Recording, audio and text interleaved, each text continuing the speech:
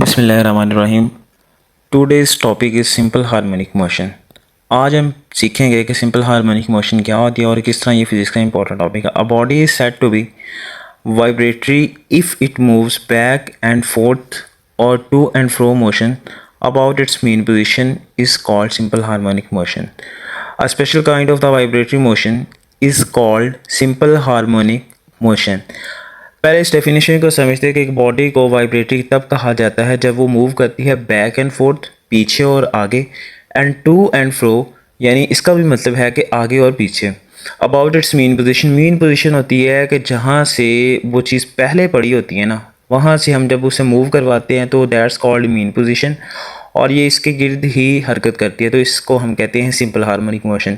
इसकी एक ख़ास किस्म होती है सिंपल हार्मोनिक मोशन की, और हम इसको समझेंगे एक एग्जांपल की मदद से, जिस एग्जांपल का नाम है ball and bowl system.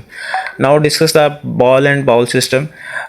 here we can see this is a ball and this is a ball and this is a point A and this is a point B। अब हमारे पास ये तो आ गया हमारे पास डायग्राम, और ये हमारे पास क्या है, मीन पोजीशन है। Eight the mean position net force acting on the body और बॉल इज़ ज़ीरो।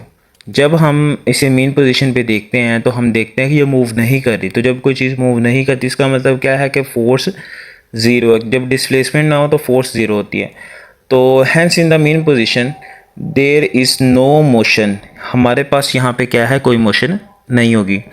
तो अब हम मेन पोजीशन पे जब हम देखते हैं तो इस पर कोई फोर्स एक्ट कर रही है, तो इफ़ वी कैन सी, तो यहाँ पे एक फोर्स मूव कर रही है, ग्रेविटी। ग्रेविटेशनल फोर्स जो है वो होती है W=mg के बराबर, यानी ग्रेविटी पे डिपेंड नहीं करती। लेकिन न्यूटन का थर्ड लॉ कहता है कि इसके हमेशा एक फोर्स के एक ऑपोजिट फोर्स एक्ट करती है ऑपोजिट डायरेक्शन में, जो उसको नेट फोर्स को ज़ीरो कर देती है। अगर हम इस बॉल को पॉइंट ए पे लेके आते हैं, यानी आपने फोर्स लगानी है and you will keep it at the ए। जब आप ए पे लेके जाएंगे तो क्या करना, आपने छोड़ना है। जब छोड़ेंगे तो अपने वेट की वजह से, उस वज़न की वजह से ये बॉल क्या होगी, वापस मीन पोजीशन की तरफ जाएगी। अब क्या होगा कि at the mean position the ball gets maximum speed.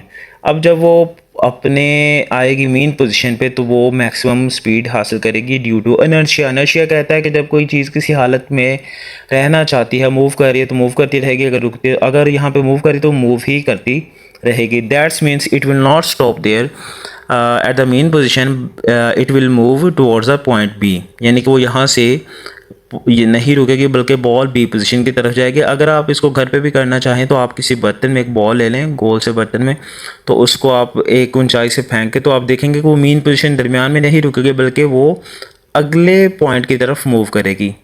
तो इस फिनोमेना को हम इनर्शिया भी कहते हैं। अब क्या होगा कि this is going towards the point B and it will come back to the mean position. जब वो पॉइंट बी से मीन पोजीशन की तरफ आएगी तो same phenomena, it will not stop here, ये यहाँ पे नहीं रुकेगी बल्कि once again it will move towards the point A.